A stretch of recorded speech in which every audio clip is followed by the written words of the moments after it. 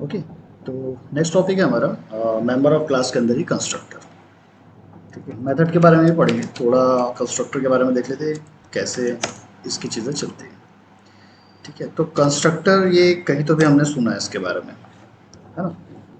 जब ऑब्जेक्ट बनाते हैं, तो जब हम ऑब्जेक्ट बनाते हैं तब हमारे पास होता है कंस्ट्रक्टर। ठीक है, अगर मैं किसी क्लास का ऑब्जेक्ट बनाता हूँ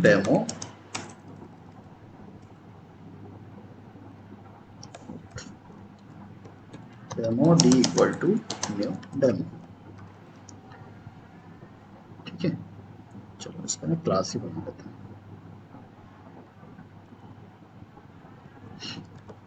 क्लास डेमो। ठीक है, और पी एस वी एम में हम क्या बनाए थे, इसका ऑब्जेक्ट।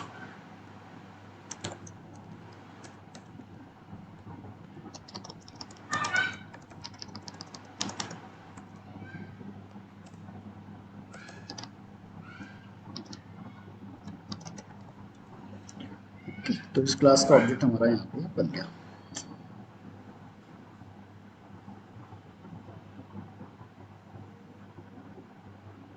ठीक है, तो अगर ये लाइन को एक्सप्लेन करना है तो हम क्या बोल सकते हैं, जो डेमो है it is a class, D reference variable, new keyword. New keyword क्या करता है, क्लास के कंस्ट्रक्टर को कॉल करता है। तो ये जो है कंस्ट्रक्टर यहाँ पे है, तो न्यू कीवर्ड का काम क्या है, क्लास के कंस्ट्रक्टर को कॉल करना। देन कंस्ट्रक्टर क्या करेगा, कंस्ट्रक्ट करेगा या फिर क्रिएट करेगा ऑब्जेक्ट को। ठीक है, तो ये लाइन हमें ऑलरेडी पता है कि ये कैसे ऑब्जेक्ट में काम करती है। ठीक है, बट ये नहीं पता ये कंस्ट्रक्टर आता कहाँ से, या कहाँ पे रहेगा, कैसा दिखेगा, हमें नहीं पता। ठीक है, एक चीज़ देखो, कंस्ट्रक्टर कैसी पहचान रहेगी, ये बिल्कुल एग्जैक्टली क्लास के नेम के जैसा रहेगा, साथ में पैरेंथेसिस लगा होता है। ये पहचान है कंस्ट्रक्टर की। जो कंस्ट्रक्टर होता है वो बेसिकली हर क्लास के अंदर ऑलरेडी होता है, लेकिन वो दिखता नहीं है किसी को भी, वो ऐसे होता है। डेमो,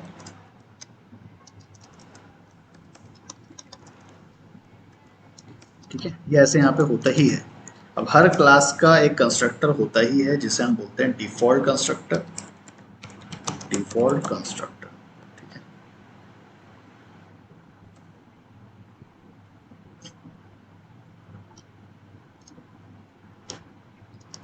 ठीक है, जब हम कॉल कर रहे हैं न्यू कीवर्ड से कंस्ट्रक्टर को, तो ये कंस्ट्रक्टर ऑटोमेटिकली यहाँ पे आ जाएगा और ऑब्जेक्ट को क्रिएट कर देगा। हमें इसे अलग से बनाने की कोई ज़रूरत है ही नहीं। करेक्ट, बनाने की ज़रूरत पड़ेगी लेकिन ये कंस्ट्रक्टर का थोड़ा एडवांस पार्ट आएगा, हम ये नेक्स्ट टॉपिक में देखेंगे। बट अभी के लिए सिर्फ इतना समझो, कंस्ट्रक्टर यहाँ पे हमने कॉल किया तो कंस्ट्रक्टर बेसिकली होता ऐसा ही है। ठीक है, ये मैंने यहाँ बना दिया बट ऐसा होता ही है, वहीं पे रहता है।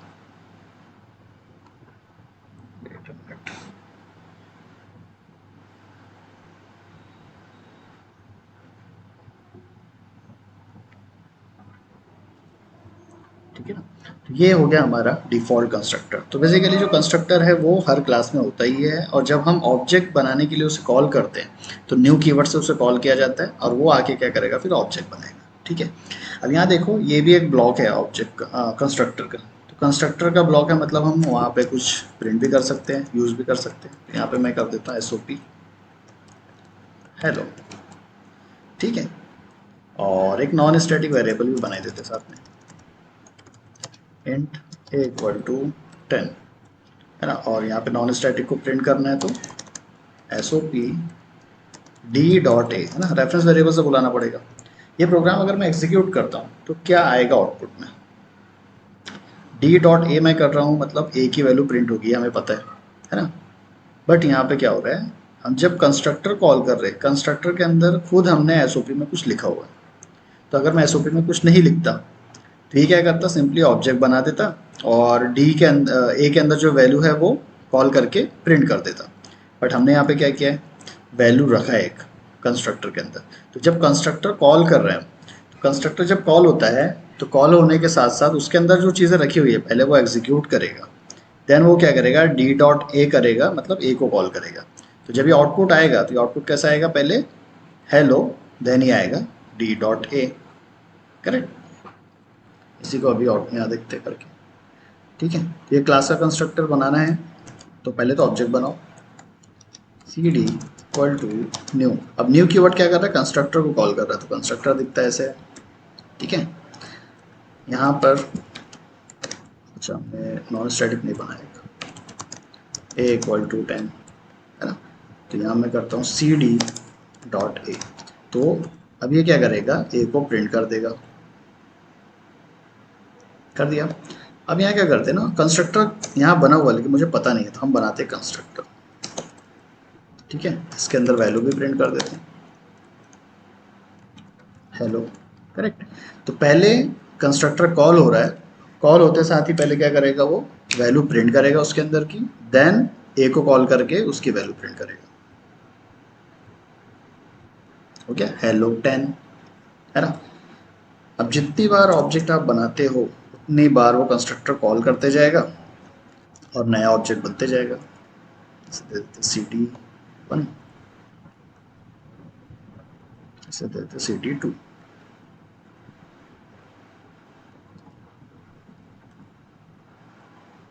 ठीक है, दोनों भी बार क्या होने वाला है, हेलो प्रिंट करेगा पहले और ए की वैल्यू प्रिंट करते जाएगा। ठीक है, नेक्स्ट। ये वेरिएबल ये डिक्लेयर भी एक ही लाइन में है और इनिशियलाइज भी एक ही लाइन में, है ना। अगर ऐसा हम करते हैं इंट बी, तो ये सिर्फ डिक्लेरेशन हुआ।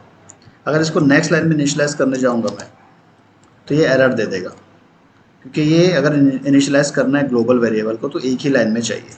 ठीक है, बट अगर मुझे सेकेंड लाइन में ही करना है, मुझे फालतू में दूसरी लाइन वेस्ट करना ही है, तो यहाँ पे तो नहीं कर सकता, बट यहाँ पे कर सकता हूँ। ठीक है, कैसे, b.20। अब यहाँ पे b की वैल्यू इनिशियलाइज हो गई। ठीक है, और यहाँ पे जो b है वो सिर्फ क्या है, डिक्लेयर। क्लियर हुआ, डिक्लेयर इनिशियलाइज एक ही लाइन में, डिफरेंट लाइन में करना है तो डिक्लेयर यहाँ करो, लेकिन इनिशियलाइज कहाँ पे करोगे, यहाँ करोगे। ठीक है, अब b को भी कॉल कर लेते साथ में, b।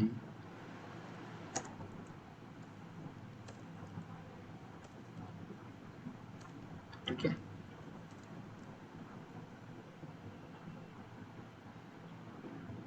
ठीक है, 20 यहाँ पे आ गया, 20 यहाँ पे आ गया, करेक्ट। तो इस तरीके से हम कंस्ट्रक्टर को कॉल कर सकते हैं या फिर बना के उससे वैल्यू चेंज कर सकते हैं। ठीक है, तो कभी भी जो हमारे नॉन स्टैटिक वेरिएबल्स होते हैं उसको अगर एक ही लाइन में इनिशियलाइज करोगे कोई इशू नहीं, अगर अलग अलग लाइन में करना है तो ऐसे करना पड़ेगा। ठीक है, ये इसका यूज़ बताऊंगा बाद में, ये ऐसा क्यों कर सकते हैं, ये कल वाला जो टॉपिक होगा उसमें आएगा हम ऐसा कैसे कर रहे हैं या क्यों कर रहे हैं, रीज़न क्या है। जब सिंगल एक लाइन में कर सकते हैं तो अलग अलग लाइन में करने का क्या फ़ायदा, है ना। ये भी आएगा टॉपिक हमारा।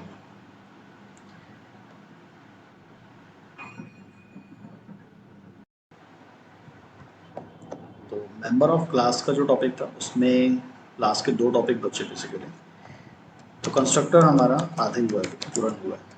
ठीक है, कंस्ट्रक्टर देन सेकंड मेथड, ये दो टॉपिक बचे हुए हैं। तो जो कल कंस्ट्रक्टर हमने देखा उसे हम बोलते हैं डिफ़ॉल्ट कंस्ट्रक्टर। ठीक है, डिफ़ॉल्ट कंस्ट्रक्टर। ठीक है, तो कोई भी क्लास होती है उसके अंदर एक कंस्ट्रक्टर होता ही है, उसे हम बोलते हैं डिफ़ॉल्ट कंस्ट्रक्टर। जब भी हम क्लास का ऑब्जेक्ट बनाते हैं तो क्या होगा, ये कॉल हो जाएगा बाय कंपाइलर, ऑटोमेटिकली ये कॉल हो जाता है। ठीक है, तो जब हम क्लास का demo d equal to new demo, ठीक है, तो न्यू कीवर्ड बेसिकली क्या करता है, जो क्लास का कंस्ट्रक्टर होता है उसे कॉल करता है, और ये डिफ़ॉल्ट कंस्ट्रक्टर बाय डिफ़ॉल्ट वहाँ पे रखा हुआ है, वो हमें विजिबल नहीं होता। ठीक है, ये कंस्ट्रक्टर को कॉल करेगा, देन ये ऑब्जेक्ट क्रिएट कर देगा। ये वाला टॉपिक हमारा हो चुका है। तो अभी क्या है ना, दो चीज़ें हैं यहाँ पे, कंस्ट्रक्टर दो टाइप के होते हैं, एक होता है डिफ़ॉल्ट कंस्ट्रक्टर, दूसरा होता है आर्ग्यूमेंट कंस्ट्रक्टर या फिर पैरामीटराइज्ड कंस्ट्रक्टर। ठीक है, दो टाइप के कंस्ट्रक्टर होते हैं। तो अभी एक तो हमें समझ गया डिफ़ॉल्ट क्या होता है, तो दूसरा है आर्ग्यूमेंट या फिर पैरामीटराइज्ड। ठीक है,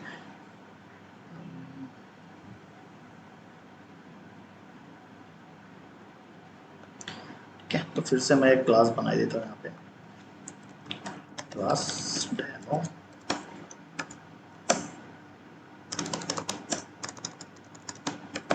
SVM।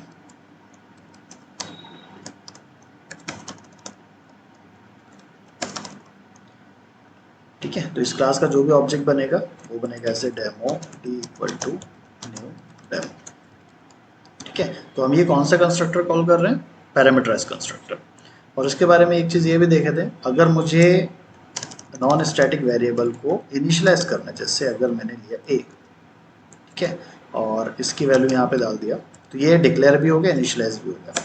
बट अगर मैं चाहता हूँ अलग अलग लाइन में दोनों भी हो, तो इंट बी इक्वल बी, ये सिर्फ डिक्लेयर कर दिया। अगर इसे सेकेंड लाइन में डिक्लेयर करना, इनिशियलाइज करना चाहता हूँ, तो ये मुझे देता है एरर। ये ऑलरेडी हमारा कल हुआ है, तो ये चीज़ हम नहीं कर सकते थे। तो अगर मुझे इनिशियलाइज करना ही है इसे, तो मैं क्या कर सकता हूँ, इससे करूँगा कंस्ट्रक्टर के अंदर, ठीक है। अगर उसे इनिशियलाइज करना है तो यहाँ करो, बाहर अगर करोगे अलग लाइन में तो ऐसे वो एरर दे देगा, तो हमें इसके अंदर करना पड़ेगा, ठीक है। तो अब बी के अंदर 20 की वैल्यू आ गई, और यहाँ पे अगर कॉल करोगे डी डॉट बी, तो वो प्रिंट करेगा 20 डी डॉट बी, है ना। ये ऑलरेडी कवर हो चुका है हमारा। तो ये होता है आर्गुमेंट कंस्ट्रक्टर। इसका काम क्या है, ये इनिशियलाइज भी कर सकता है वैल्यूज़ को, नॉन स्टैटिक वैल्यूज़ को, और साथ में ये ऑब्जेक्ट क्रिएशन में काम आता है, ठीक है। दूसरा जो है आर्गुमेंट या फिर पैरामीटराइज, इसका मतलब क्या होता है, ये जो कंस्ट्रक्टर है, कंस्ट्रक्टर के साथ में हमारे पास लगा हुआ है पैरेंथेसिस, ठीक है। पैरेंथेसिस अगर एम्प्टी है तो ये भी एम्प्टी रहेगा, और इसे हम बोलते हैं डिफ़ॉल्ट कंस्ट्रक्टर। अगर मैंने यहाँ पे कोई वैल्यू डाला तो वो मुझे दे देगा एरर, ठीक है। क्यों दे देगा एरर, क्योंकि ये वाला जो कंस्ट्रक्टर है ये एम्प्टी है, तो मुझे इसको, इसे भी एम्प्टी रखना पड़ेगा, क्योंकि मैं कॉल किसे कर रहा हूँ, जो न्यू कीवर्ड है कॉल किसे कर रहा है, डेमो, ये कंस्ट्रक्टर को। तो ये डेमो और ये डेमो, ये दोनों एग्जैक्टली सेम होना चाहिए,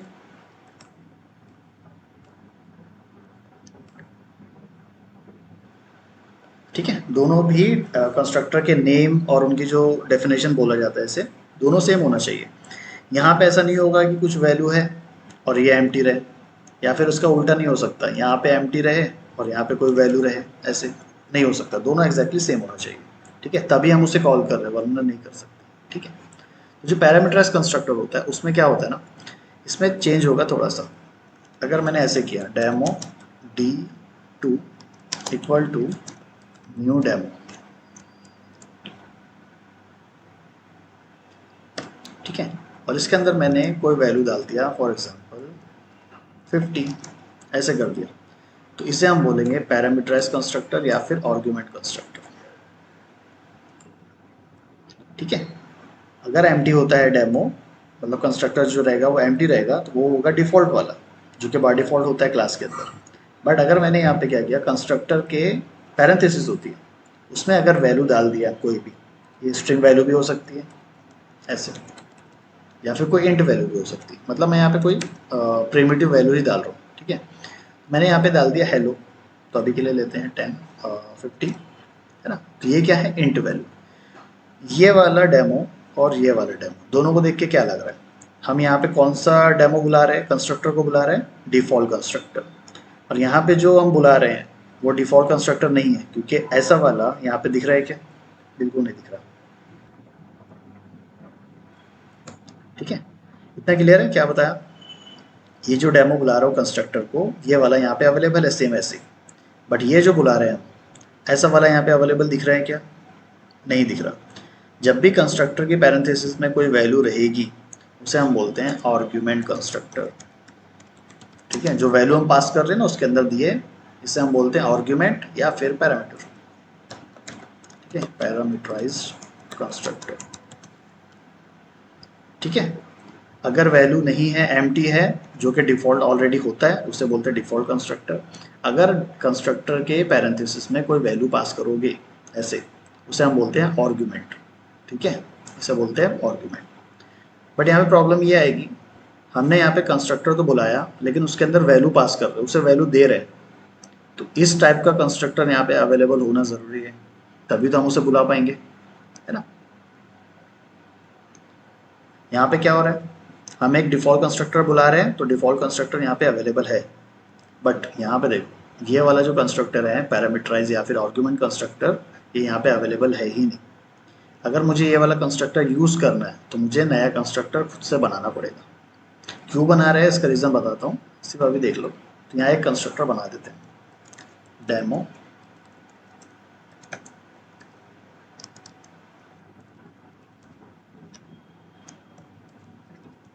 ठीक है। ये कंस्ट्रक्टर मैंने बना दिया, लेकिन ये वाला कंस्ट्रक्टर और ये वाला कंस्ट्रक्टर दोनों भी सेम दिख रहे हैं, क्योंकि ये भी डेमो है और ये एम्प्टी है, ये डेमो है, ये भी एम्प्टी है। एक ही प्रोग्राम में डबल डबल डिफ़ॉल्ट कंस्ट्रक्टर नहीं हो सकते, ठीक है। एक ही प्रोग्राम में एक ही जैसे कंस्ट्रक्टर नहीं हो सकते। तो अभी ये भी एम्प्टी है, ये भी एम्प्टी है, मतलब ये कौन सा है, डिफ़ॉल्ट कंस्ट्रक्टर नहीं है, करेक्ट। यहाँ देखो, हम यहाँ पे कंस्ट्रक्टर में एक वैल्यू पास किए। वैल्यू पास करना मतलब क्या होता है, हम डेमो कंस्ट्रक्टर को यहाँ बुला रहे हैं, कॉल कर रहे हैं, कॉल करते साथ हम क्या कर रहे हैं, उसे वैल्यू भी दे रहे हैं, ठीक है। इसका मतलब ये होता है हम कॉल कर रहे हैं विथ वैल्यू। जैसे अगर किसी को इनवाइट करना है तो हम क्या करते हैं, मैसेज वगैरह देंगे तब वो आएगा इनवाइट, या फिर हम बोल सकते हैं अगर शादियाँ बुलाना है तो शादी का कार्ड दोगे तब वो आएगा वो रिटर्न में, करेक्ट। ऐसे ही हम यहाँ पे कंस्ट्रक्टर बुला रहे हैं, तो कंस्ट्रक्टर जो बुलाते हैं ये वैल्यू के साथ बुला रहे हैं, मतलब हम उसे वैल्यू दे रहे हैं। इसका मतलब ये समझो, ठीक है। हम ये वैल्यू किसे दे रहे हैं, कंस्ट्रक्टर को दे रहे हैं, और कंस्ट्रक्टर को हम कॉल भी कर रहे हैं। दो चीज़ें हो रही हैं। तो अगर यहाँ से जो वैल्यू आप भेजोगे इसे यहाँ पे स्टोर होना भी ज़रूरी है, ठीक है। क्या बताया मैंने, यहाँ से अगर वैल्यू सेंड कर रहे हो, ये स्ट्रिंग वैल्यू सेंड करो या फिर कोई नंबर सेंड करो, तो यहाँ पे वो स्टोर भी होना चाहिए, करेक्ट। तो ये अभी मैं भेज रहा हूँ इंट, करेक्ट। तो यहाँ पे स्टोर कौन करेगा फिर इसे, इंट। मैं फिर से बना देता हूँ,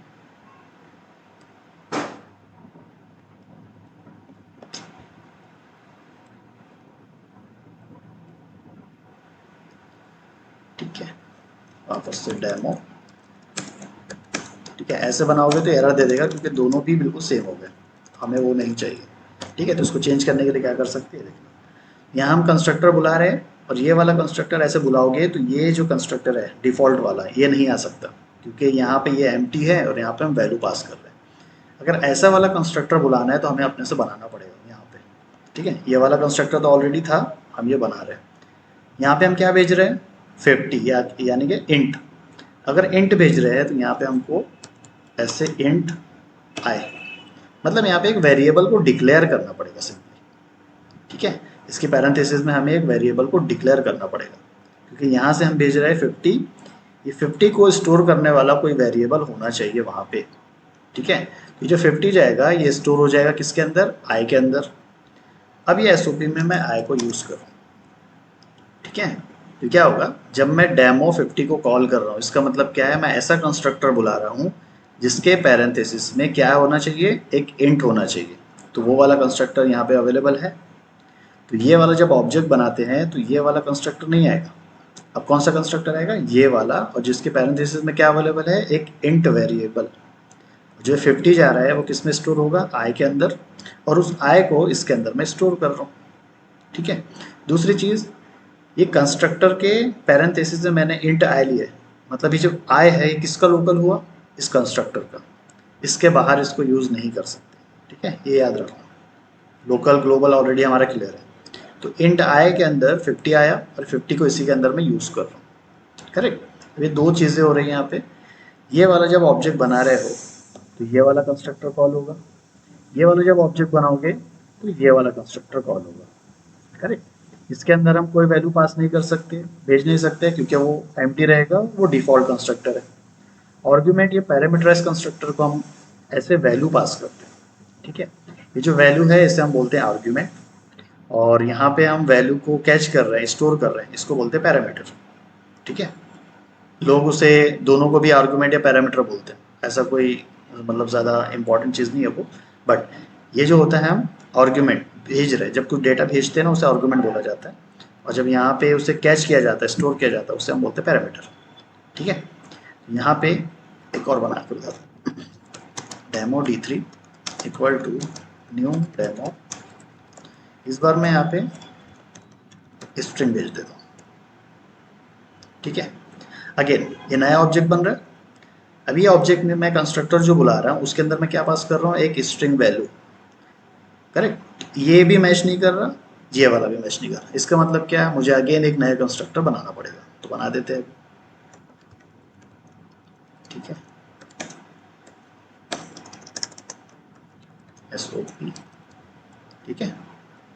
यहाँ पर मैं स्ट्रिंग भेज रहा हूँ, तो यहाँ कैच करने वाला भी कौन होना चाहिए, स्ट्रिंग S, एक वेरिएबल, और यहाँ पे मैं S को प्रिंट कर दे रहा हूँ।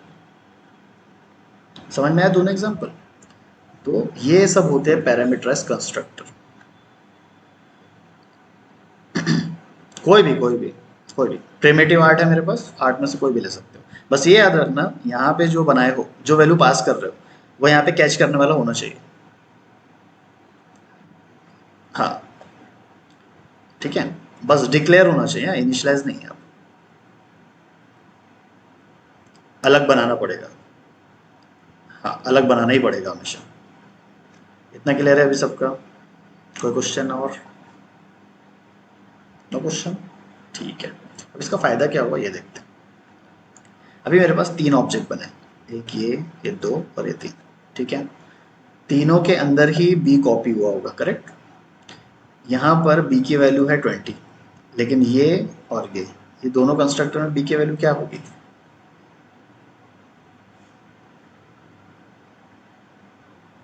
अगर मैं ऐसे करता हूँ यहाँ पे SOP d two dot b, एक मिनट डी डॉट बी, और एक मिनट रुक जाओ, सबर थोड़ा, डी थ्री डॉट बी, ठीक है। दोनों ही कंस्ट्रक्टर में ऑब्जेक्ट के साथ मैं वैल्यू को बुला रहा हूँ। अगर ये बुलाता हूँ तो ये क्या लेके आएगा, क्या प्रिंट करेगा बेसिकली? एम्प्टी कहाँ से बोले वैभव? 20 बोले क्या एम्प्टी?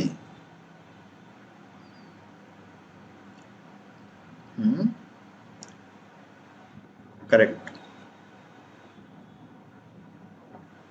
अलग से कंस्ट्रक्टर बनाया, करेक्ट। हाँ तो प्रिंट क्या करेगा, क्या प्रिंट करेगा? ये कॉल नहीं होगा, डिफॉल्ट वैल्यू प्रिंट करेगा। देखो जब भी नया ऑब्जेक्ट बनता है तो बी कॉपी हो गया होगा हर हर ऑब्जेक्ट में जाके, तो तीन जगह कॉपी हो गया, डेमो डेमो डेमो, तीनों जगह गया, करेक्ट। लेकिन इस वाले कंस्ट्रक्टर में इसको वैल्यू हमने दिया है, बस इस वाले कंस्ट्रक्टर में हमने वैल्यू नहीं दिया, इसमें भी नहीं दिया, तो दोनों भी जगह उसमें उसमें अभी भी एम्प्टी है वो, मतलब उसके डिफॉल्ट वैल्यू है, करेक्ट।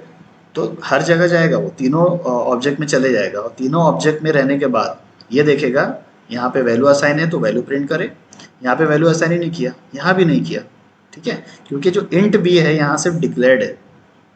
इसी तरह अगर मैं ए को बोलता हूँ, ए भी कॉपी हुआ होगा तीनों ऑब्जेक्ट में, तो अगर मैं तीनों जगह ए प्रिंट करता हूँ तो क्या प्रिंट करेगा ए?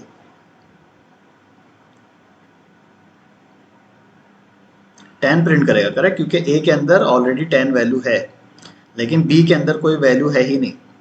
तो जब बी कॉपी होगा तीनों ऑब्जेक्ट में ना, सिर्फ ऐसे जाएगा int b int b int b, बिना कोई वैल्यू के जाएगा, करेक्ट। लेकिन इस वाले कंस्ट्रक्टर में हम क्या कर रहे हैं, बी के अंदर वैल्यू स्टोर कर रहे हैं। तो जब ये ऑब्जेक्ट बना था तो बी के अंदर वैल्यू भी असाइन हो गई थी, बट ये वाला जो कंस्ट्रक्टर से ऑब्जेक्ट बना है और इससे जो बना है, हमने बी के अंदर कोई वैल्यू स्टोर किया गया नहीं किया, तो जो बी स्टोर हुआ है वो एम्प्टी स्टोर हुआ, मतलब वो डिफॉल्ट वैल्यू प्रिंट करेगा, करेक्ट। कोई डाउट इसमें? ठीक है, अलग एग्जांपल लेते हैं, ठीक है। तो अब ये जो अलग अलग पैरामीटराइज कंस्ट्रक्टर बनाने का बेसिकली यूज क्या है ना, वो बताना। मैंने यहाँ पे एक ऑब्जेक्ट बनाया और ऑब्जेक्ट में मैंने क्या वैल्यू पास किया, 20, ठीक है।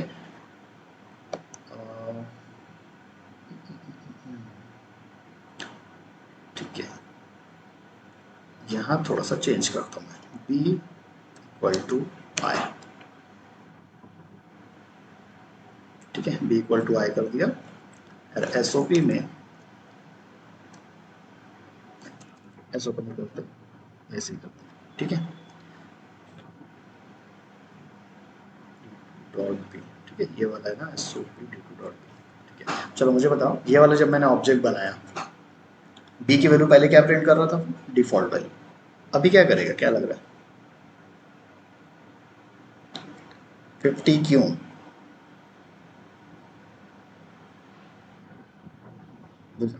हाँ तो एक्सप्लेन करो ना थोड़ा सा मुझे कि बी की वैल्यू कैसे आएगी।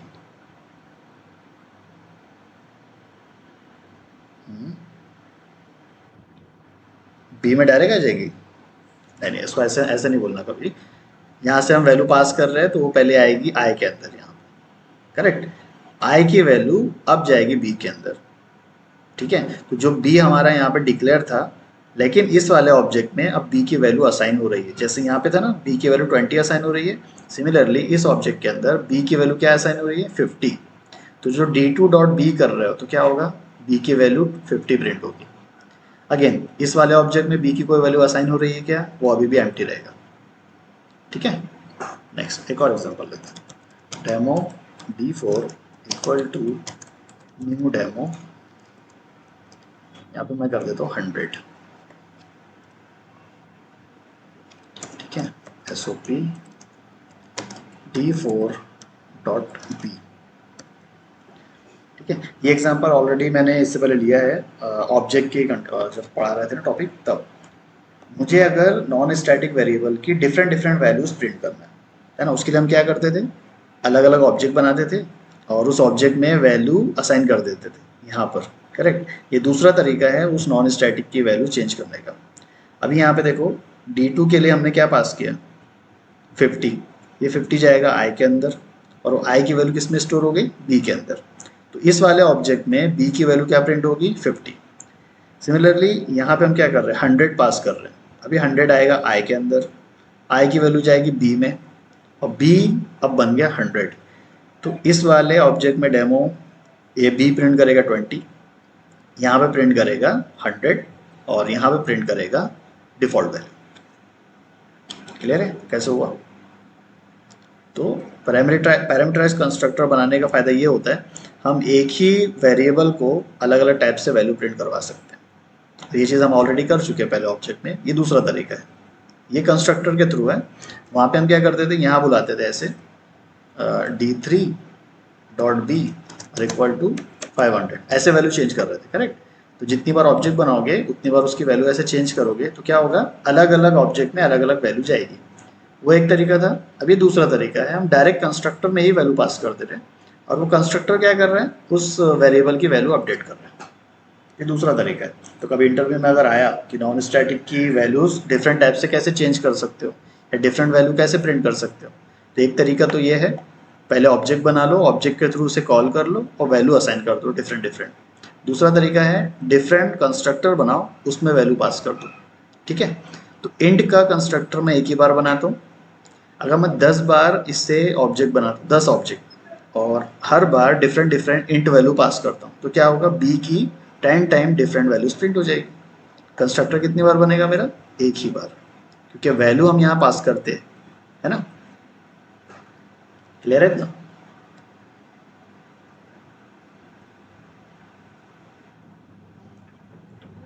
और कोई क्वेश्चन हो तो बताओ।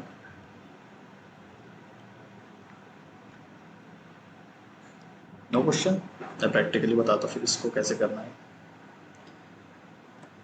ठीक है, हाँ एक चीज़ और याद रखना, जैसे ही आप लोग ये बनाते हो, मतलब अपना खुद का कंस्ट्रक्टर बनाते हो या आर्गुमेंट कंस्ट्रक्टर बनाते हो, तो ये वाला कंस्ट्रक्टर ऑटोमेटिकली डिलीट हो जाता है या उसको बोल सकते हो रिप्लेस हो जाता है। ठीक है, देखो डिफ़ॉल्ट कंस्ट्रक्टर ऑलरेडी होता है, हमें पता है, और वो दिखता भी नहीं है, ये भी पता है। हम क्या कर रहे हैं यहाँ पे, अपना खुद का एक आर्गुमेंट कंस्ट्रक्टर बना रहे हैं। जैसे ही आर्गुमेंट कंस्ट्रक्टर बना, वो इस इनविजिबल कंस्ट्रक्टर को रिप्लेस कर देगा। ठीक है, तो अगर एज्यूम करो मैंने ऑब्जेक्ट बनाया है ऐसा, एक ऑब्जेक्ट बनाया है ऐसा, ठीक है, ये वाला ऑब्जेक्ट बना रहे हो तो क्या होगा, इनविजिबल वाला कंस्ट्रक्टर ऑटोमेटिक कॉल हो रहा है। ठीक है, आपने जैसे ही इस ऑब्जेक्ट के थ्रू ये वाला कंस्ट्रक्टर बनाया और कॉल किया, ठीक है, जैसे ये बनता है आर्गुमेंट कंस्ट्रक्टर, अब ये डिफ़ॉल्ट कंस्ट्रक्टर ऑटोमेटिकली डिलीट हो गया और ये वाला जो ऑब्जेक्ट बन रहा है ये एरर देना स्टार्ट कर देगा। तो इसको हटाने के लिए क्या कर सकते हैं अपन, अपना खुद का डिफ़ॉल्ट कंस्ट्रक्टर बना दो।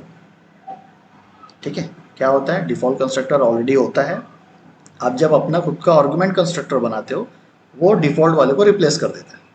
ठीक है, तो अभी एज्यूम करो ये मैंने बनाया ही नहीं है, ठीक है, मैं यहाँ से इसको डिलीट कर देता हूँ। ठीक है, ऐसे अभी मैंने बनाया नहीं है, लेकिन यहाँ पे कंस्ट्रक्टर है ऑलरेडी, मुझे पता है। तो ये वाला जो ऑब्जेक्ट मैं बनाया हूँ ये काम कर जाएगा अभी ऑलरेडी। ठीक है, ये जो भी है ठीक है, बी की डिफ़ॉल्ट वैल्यू प्रिंट करेगा। करेक्ट, अब मैं क्या करता हूँ, एक अपना खुद का कंस्ट्रक्टर यहाँ बना देता हूँ, ये भी बना लिया मैंने। अब जैसे मैंने कंस्ट्रक्टर बनाया अपना खुद का, अब ये वाला एरर देना स्टार्ट कर दिया। क्यों, क्योंकि आर्गुमेंट कंस्ट्रक्टर क्या करता है, डिफ़ॉल्ट वाले को रिप्लेस कर देता है। तो ये वाला जो डिफ़ॉल्ट वाला था ये अब गायब हो गया, है ही नहीं वहाँ पे। तो इसको करने के लिए क्या करो, यहाँ पे वैल्यू प्रिंट करो, सॉरी वैल्यू प्रिंट करो, कंस्ट्रक्टर को क्रिएट कर दो। ठीक है, तो ये अपने को खुद को बनाना पड़ेगा फिर, और ये तो बना ही है। ठीक है, समझा क्या हुआ यहाँ पे? कंस्ट्रक्टर डेमो,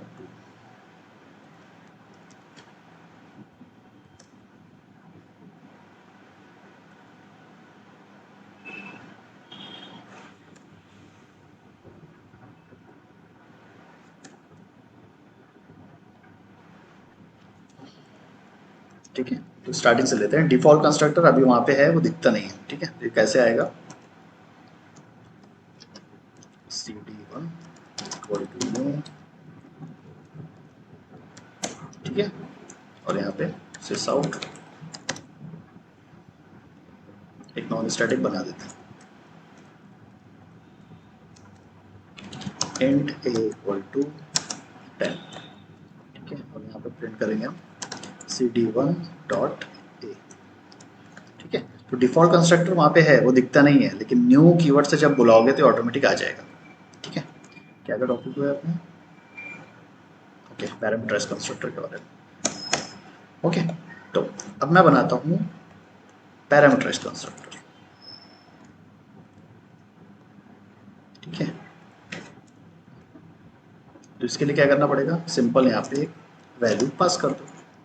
अब मैं वैल्यू पास करता हूँ तो देखो ये एरर देना स्टार्ट कर दिया। क्यों एरर दे रहा है वो यहाँ से पढ़ लो।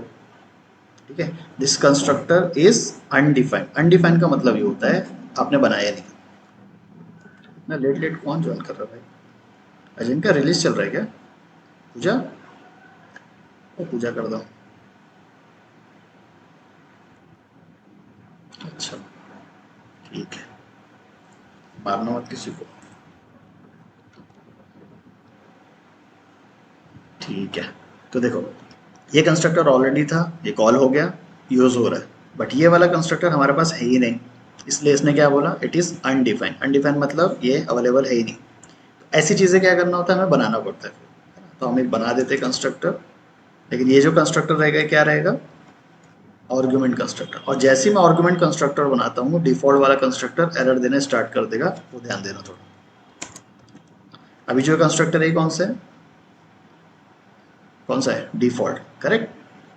अब मैंने यहाँ पे 50 पास किया, तो ये आर्गुमेंट कंस्ट्रक्टर है, तो यहाँ पे क्या चेंजेस लगेंगे, उसे कैच करने वाला एक वेरिएबल, या बोल सकते हैं डेटा टाइप।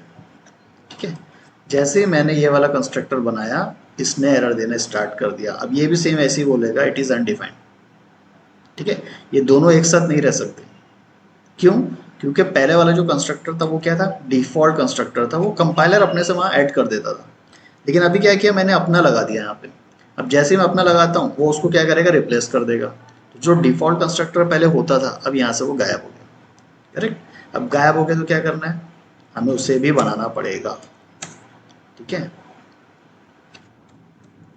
जैसे मैंने यहाँ पे डिफॉल्ट कंस्ट्रक्टर बनाया, यहाँ से भी एरर गॉन। करेक्ट, तो बस ये चीज़ याद रखना, अगर मल्टीपल कंस्ट्रक्टर बना रहे हो अपने प्रोग्राम में, तो पहले तो ये देखो, अगर ऐसे वाले डिफॉल्ट कंस्ट्रक्टर है, डबल डबल डिफॉल्ट कंस्ट्रक्टर बिल्कुल नहीं बना सकते। ठीक है, ये डुप्लीकेट आ जाएंगे। हो गया डुप्लीकेट।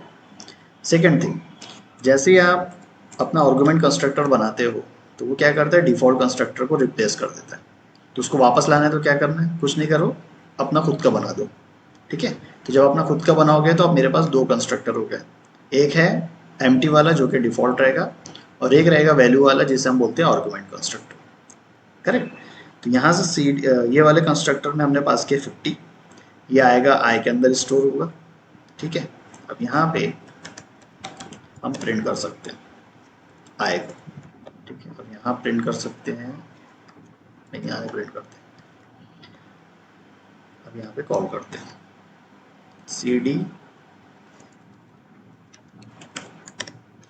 cd2 dot A. ये पहले नॉन स्टैटिक कॉल होगा। ठीक है, अगर मैं ये रन करता हूँ आउटपुट कैसे आएगा, क्या लगता है?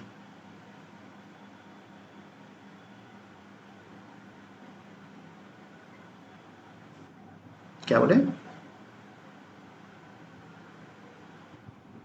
सिर्फ 10 10? 50 कहाँ गया? 10 10 आ रहा है तो 50 तो आएगा ना, या नहीं आएगा? 10 50, ओनली 10 50। अच्छे से देख लो पहले, पूरा पूरा फुल आउटपुट बताओ क्या आएगा, एक बार देख लो। 10 50 या कुछ और? ओके, सब 10 50 बोल रहे हैं तो लॉक कर देते। 10 10 भी है क्या? 50 कहाँ गया फिर?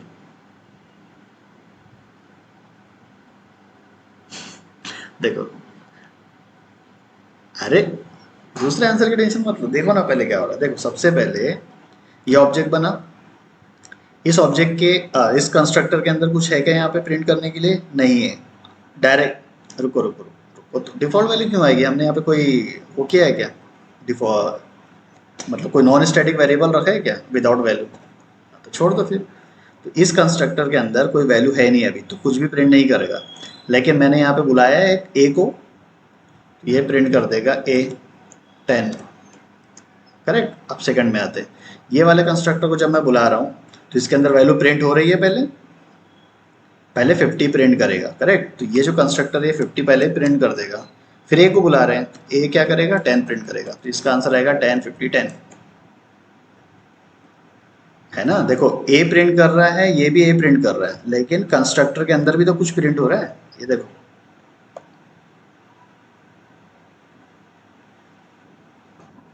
हम्म, नहीं देखो कैसा है, हम यहाँ पे न्यू कंस्ट्रक्टर को कॉल कर रहे हैं। तो जब कंस्ट्रक्टर को कॉल कर रहे हैं तो पहले कंस्ट्रक्टर अपने अंदर की चीजें एग्जीक्यूट करता है, देन उसके आगे जो लिखा हो वो एग्जीक्यूट करेगा। तो इसलिए आंसर आया था 10 50 10। करेक्ट। तो ये सब पॉइंट याद रखना, अगर डिफॉल्ट कंस्ट्रक्टर है पहले से, अपना कंस्ट्रक्टर बनाओगे तो वो उसे रिप्लेस कर देगा। ठीक है।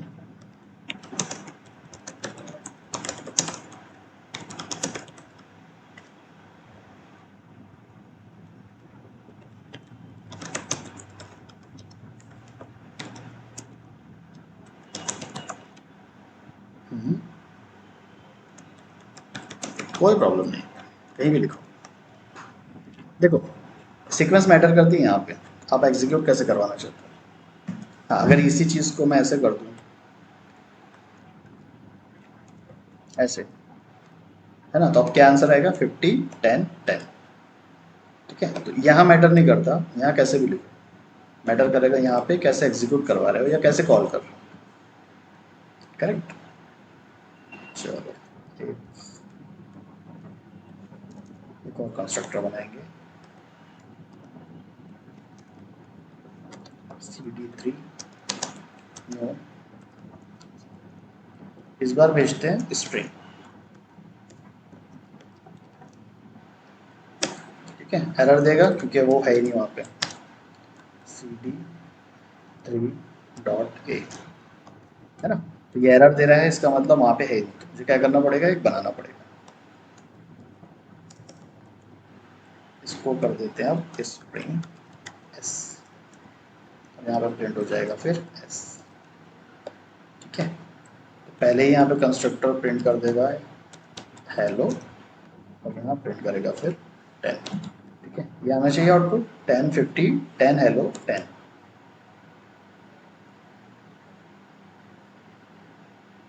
ओके, एक्स्ट्रा आएगा 10 50 10 10 50 10, सही तो है। ठीक है, कोई डाउट इसके अंदर? ठीक है, अब वो बी वाली एग्जांपल लेते हैं जो कि हम सिर्फ डिक्लेयर किए थे। ओके, यहाँ सिर्फ डिक्लेयर करते हैं, और ये क्या करेगा? हमेशा उसकी डिफ़ॉल्ट वैल्यू प्रिंट करेगा। करेक्ट। देखो जैसे मैंने नॉन स्टैटिक बनाया, तीनों में कॉपी हो गए।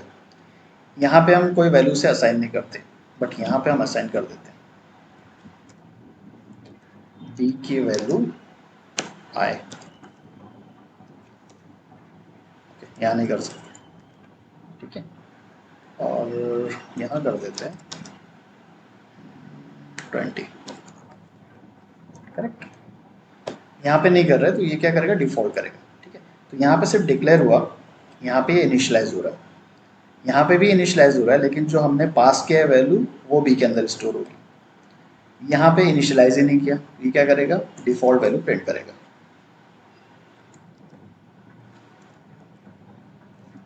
p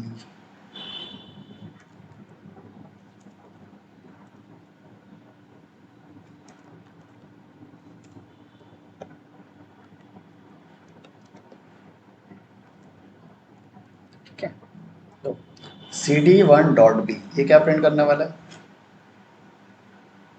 कंस्ट्रक्टर देखो और बताओ।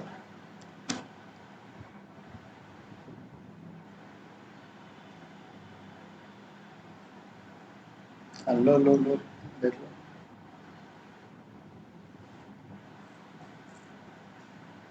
देखो कंस्ट्रक्टर कौन सा कॉल हो रहा है वो देखो, और बी की वैल्यू वहां पे क्या है वो देखो, फिर बताओ।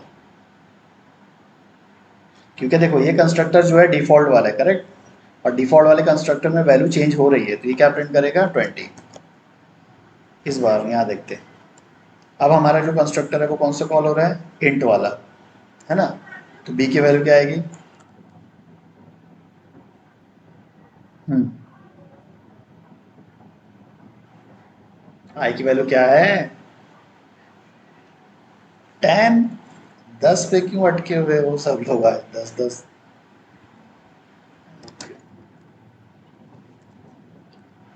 ठीक है। अब मेरा पास हो रहा है हेलो वाला, ठीक है, ये वाला। अब बताओ बी की वैल्यू क्या आएगी? डिफ़ॉल्ट क्या आएगा?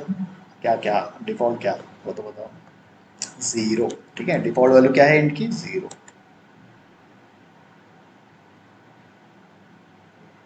ओके, ठीक है। मैच कर लो, जो हमने लिखा है यहाँ पे कमेंट में वही आया है, दूसरा है।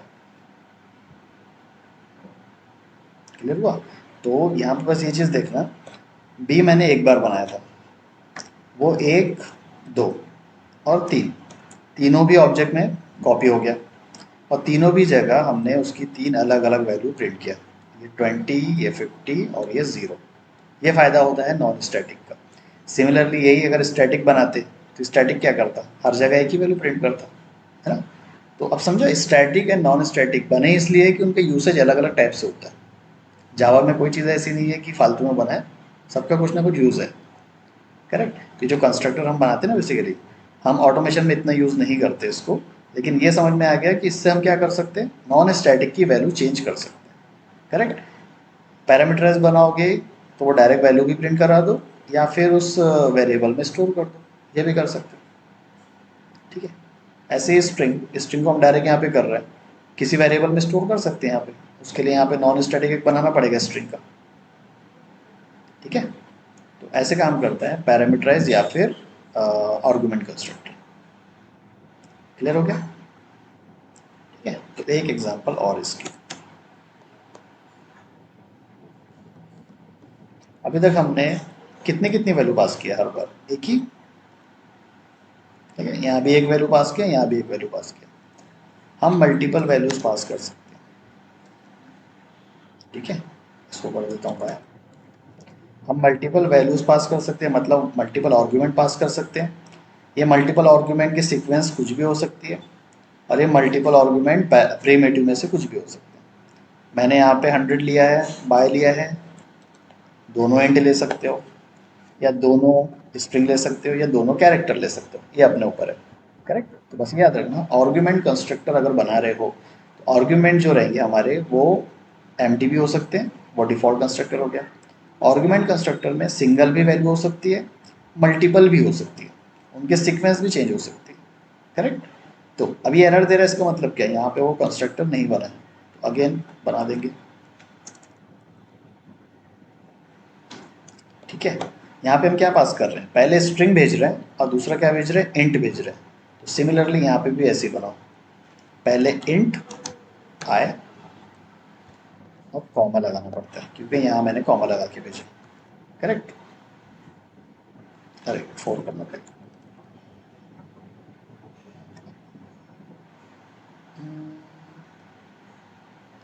ए बी सी डी, अरे सॉरी, पहले स्ट्रिंग है ना यार, पहले स्ट्रिंग, उल्टा कर दिया। स्ट्रिंग इंट, हाँ। क्या बोल रहे थे यहाँ पे? आई आई आई का क्या बोल रहे थे? This I is local of constructor, this S is local of this constructor, कोई प्रॉब्लम नहीं है। है ना। ये लोकल है इसका, मतलब ये इसके अंदर ही यूज़ हो सकता है, बाहर जो बना रहे हैं वो अलग है। इसलिए मैंने सेम लिया है कि कॉन्सेप्ट क्लियर होंगे। ठीक है, अगर मैं सबका नाम अलग रख देता है तो आप लोगों को क्या लगता है सब जगह अलग अलग लेना है, ऐसा कुछ नहीं है। ये जो इंट आया है ये इसका लोकल है, इसके बाहर यूज़ नहीं हो रहा है, उसका स्कोप वहाँ पे ख़त्म। सिमिलरली ये वाला स्ट्रिंग एस ये यहीं तक यूजेबल है, इसके बाहर उसका स्कोप खत्म। ठीक है, तो देखो यहाँ पे कंस्ट्रक्टर बनाया, पहला स्ट्रिंग वैल्यू दूसरा इंट वैल्यू, तो यहाँ पे कैच करने वाला भी कौन है, पहला स्ट्रिंग और दूसरा इंट। ठीक है, इसी को मैं कॉन्केट कर देता हूँ, कॉन्केट पता है ना, भूल गए। ठीक है, तो ये आएगा बाय और ये आएगा 100, ये कॉन्केट होकर ऐसे प्रिंट करेगा। ठीक है, और कुछ करूँ इसके आगे या डायरेक्ट प्रिंट कर दूँ? ये तो पता है ना प्रिंट कहाँ होगा, कैसे होगा।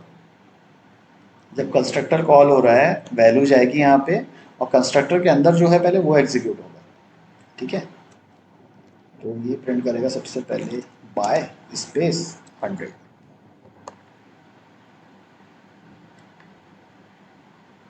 ठीक है, समझ गया। आर्गुमेंट अगर रखना है तो आर्गुमेंट सिंगल भी हो सकते हैं, मल्टीपल भी हो सकते हैं, दोनों सेम भी हो सकते हैं, दोनों डिफरेंट भी हो सकते हैं। लेकिन ये क्या क्या हो सकते हैं, प्रिमिटिव रखो अभी के लिए, नॉन प्रिमिटिव भी रखते हैं लेकिन उसका कॉन्सेप्ट बाद में है तो वो छोड़ दो। अभी के लिए बस याद रखो प्रिमिटिव रखना है वहाँ। ठीक है, इस पर कोई क्वेश्चन है?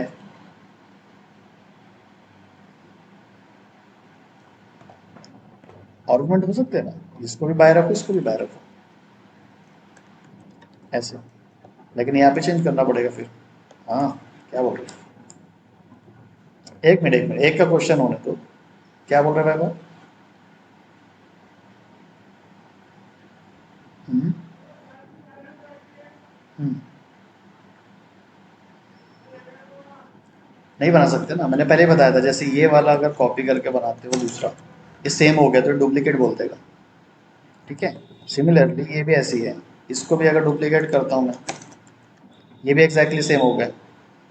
और ये हम शुरू से देख रहे हैं कि वेरिएबल सेम नहीं हो सकते, है ना। वेरिएबल अगर डुप्लीकेट हो जाएंगे, ये हर चीज़ में अप्लाई होती है, ये कंस्ट्रक्टर पे भी अप्लाई होगा, जो मेथड हम पढ़ने वाले उस पर भी अप्लाई होगा, सब जगह अप्लाई होगा।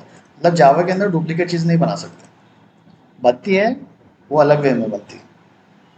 ठीक है, वो टॉपिक सब अलग है, लेकिन अभी फिलहाल एक ही प्रोग्राम की बात अगर करें तो एक प्रोग्राम में डुप्लीकेट चीज़ें कुछ भी नहीं हो सकती। ठीक है, अभी स्ट्रिंग एस डुप्लीकेट लग रहा है बट वो है नहीं, क्यों? क्योंकि ये लोकल है ना। यही अगर लोकल के बाहर कर देते, ग्लोबल बन जाता या फिर क्लास लेवल पे बन जाता तो वो डुप्लीकेट नहीं हो सकता, है ना। हाँ, क्या बोल रहे थे निकिता, बोलो। हम्म,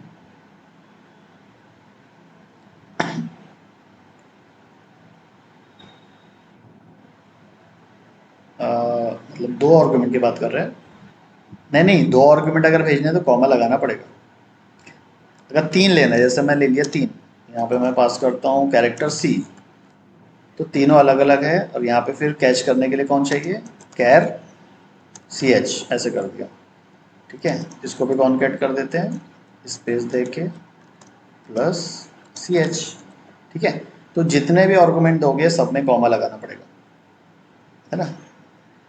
हाँ, सब में लगाना पड़ेगा, ऐसा नहीं कि उसको छोड़ सकते हो। स्पेस अगर दिया, हाँ सॉरी, यहाँ पे कॉमा हटा के स्पेस अगर दिया तो ये उसको एक आर्गुमेंट ट्रीट करेगा।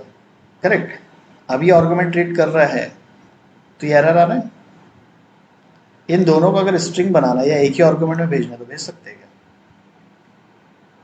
ऐसे ऐसे। रुको रुको, देखो मैं एग्जांपल ले देता हूँ। मेरे पास एक स्ट्रिंग है, दूसरा कैरेक्टर है, ये कैरेक्टर तो सही जा रहा है ना, दूसरा कैरेक्टर सही जा रहा है, फिर ये वाला कैसे जाएगा? इसको एज ए स्ट्रिंग भेजना है तो फिर क्या करें?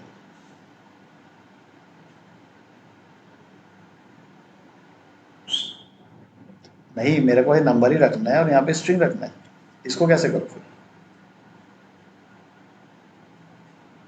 अगर ऐसा किया बाय 100 तो ये तो स्ट्रिंग बन गया ना। मैं बोल रहा हूँ इसको मुझे नंबर ही रखना है, मुझे नंबर ही रखना है, इसको स्ट्रिंग ही रखना है, फिर कैसे करूँ, फिर कॉन्केट कैसे करूँ? हम्म,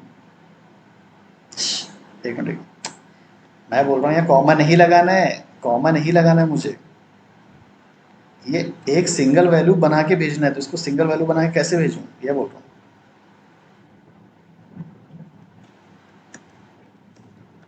चल गई। कॉन्कैटिनेशन ऑपरेटर सुने तो वो,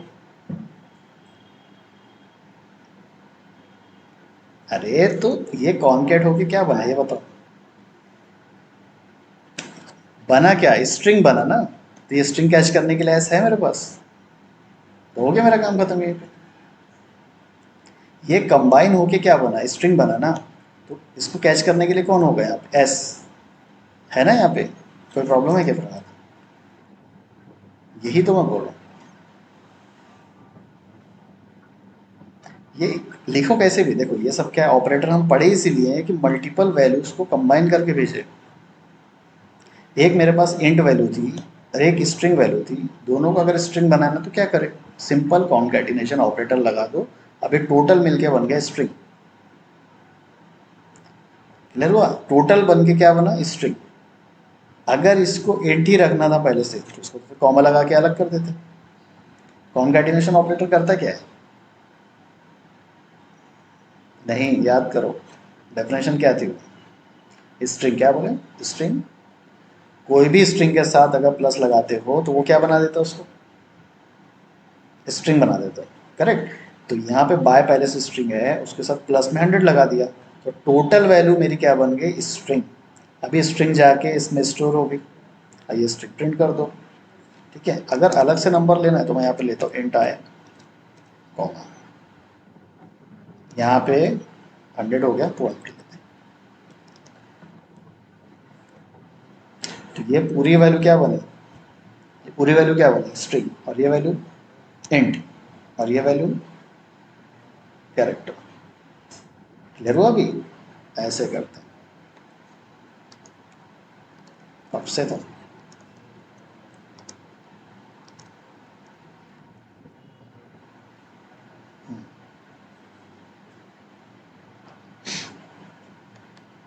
अभी क्लियर ना, देखो ये प्रिंट करेगा बाय 100 स्पेस 200 और सी।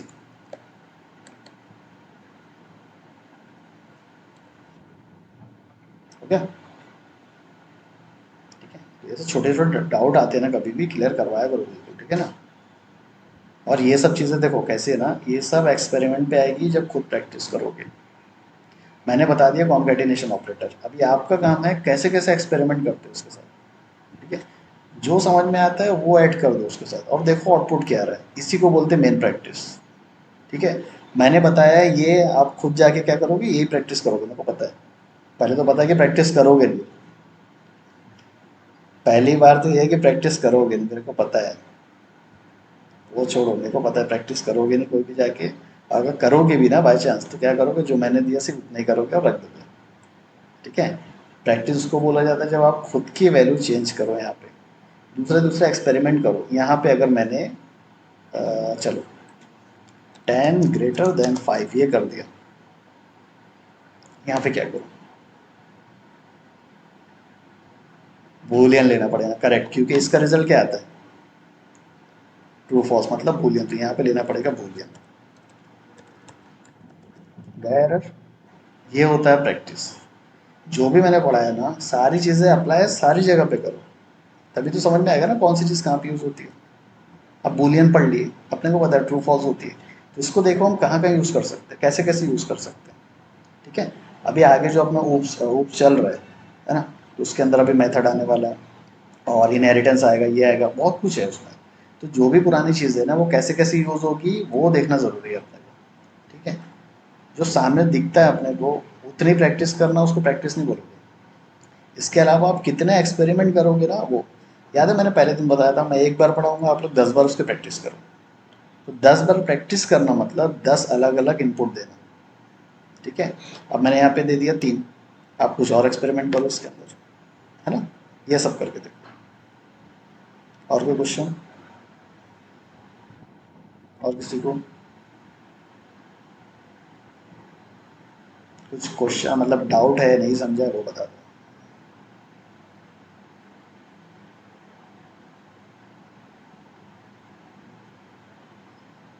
हम्म, हम्म, कहीं भी लिखो, कहीं भी लिखो। क्लास देखो, क्लास के मेंबर है तो कहीं भी लिखो। हाँ, सेम वैसे, सेम वैसे, सेम वैसे। क्योंकि पीएसवीएम खुद एक मेंबर है, वेरिएबल में मेंबर है, और ये भी मेंबर है। इनको कहीं भी लिखो, फर्क नहीं पड़ता। मेन एग्जीक्यूशन देखना है यहाँ पे, कैसे कॉल कर रहे हैं।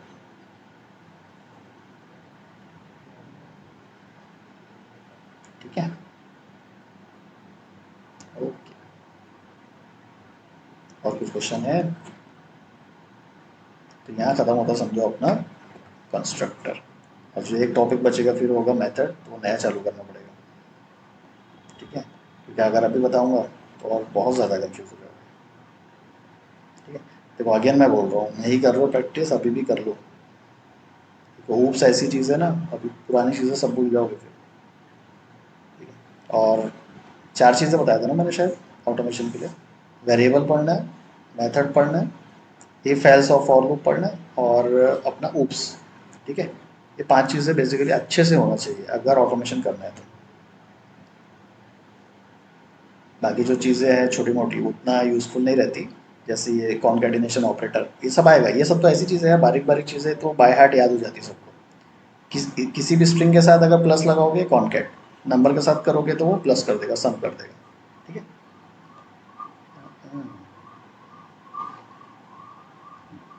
ओके, ठीक है फिर आज के लिए रखें इतना।